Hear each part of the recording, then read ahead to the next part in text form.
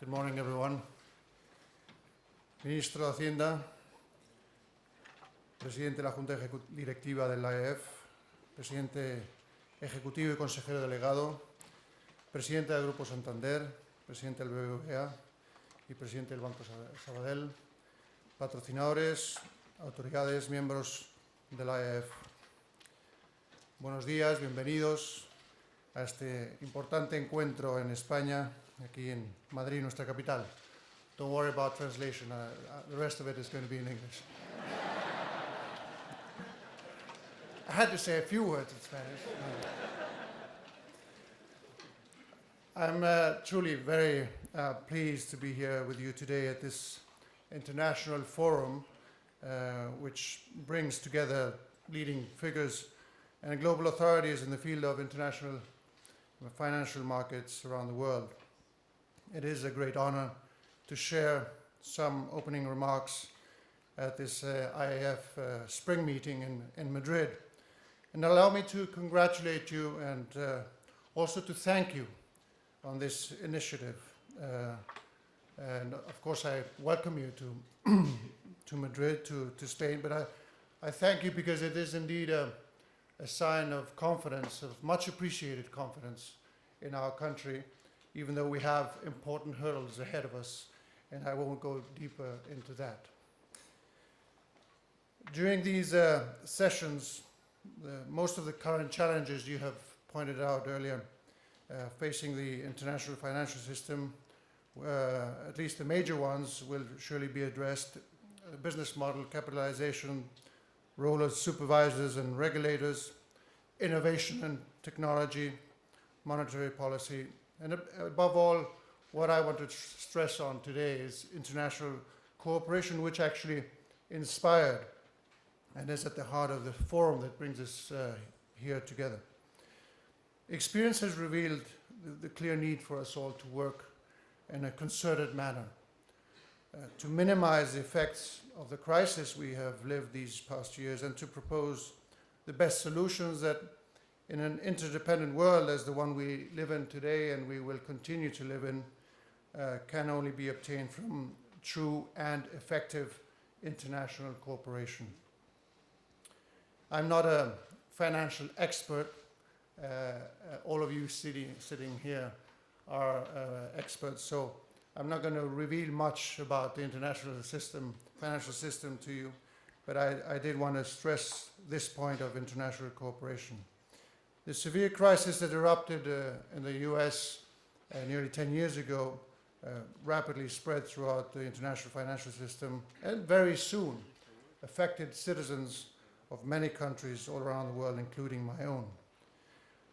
The crisis hit the entire financial system deep and hard. It hurt both large and small banks around the world and all sorts of companies, regardless of their business model, ultimately affecting millions and millions of citizens. As a result, the need to set in motion substantial reforms that, as you've mentioned, have really changed the face of the world and the way we operate in the financial markets for better risk management, regulation and supervision, obviously became very apparent, became dauntingly obvious, allow me to add. In this context, reforms were indeed undertaken worldwide under the auspices of the G20 leaders in the framework of the Basel III Agreement, in the European Union through the creation of the banking union and the single capital market, and at the national level too with a variety of specific measures. The overall aim of these reforms was to get back on track and promote economic growth, to maintain the small and medium enterprises and thereby to create employment, to provide for new jobs. Like other countries, Spain also suffered the harsh consequences of the crisis. But I must admit that today, thanks mostly to the effort and endurance of the Spanish people, we are witnessing renewed economic growth, one that will hopefully underpin new opportunities for us all and continue to alleviate the remaining consequences of the crisis, most importantly, the high level of unemployment.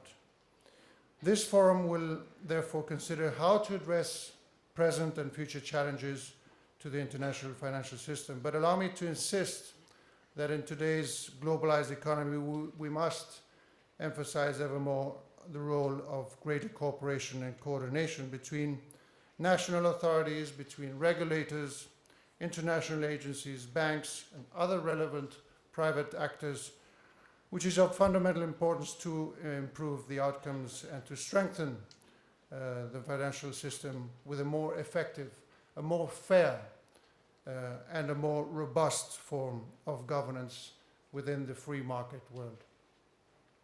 In this respect, guidelines must be established for this sector of the economy so that it may adopt the best possible position to anticipate and absorb any shocks that may occur, and in any case minimize the consequences. It is also essential to promote greater transparency and to ensure the solvency of the sector so it can fulfill its primary function of providing resources to the real economy, and doing so effectively, efficiently, and with the appropriate risk management, thus promoting economic growth. By these means, we shall succeed in consolidating and strengthening the financial sector, enabling it to respond to the demands of needs and needs of the productive system, and therefore benefiting citizens and society as a whole in all of our countries. And I am sure that all of you will devote all your efforts to this end. Let me conclude by expressing my best wishes for this forum that now begins. I trust you will all have a very productive and also a very happy stay in our capital. I don't think you'll be able to watch a football match, but certainly you got a little bit of the spirit yesterday, and we have ahead of us an important meeting in Milan, as you all know, but by then you will all be away and back to your countries or your duties. Anyway, I wish you all the best, and for the sake of all of us, I hope you make a good job. Thank you.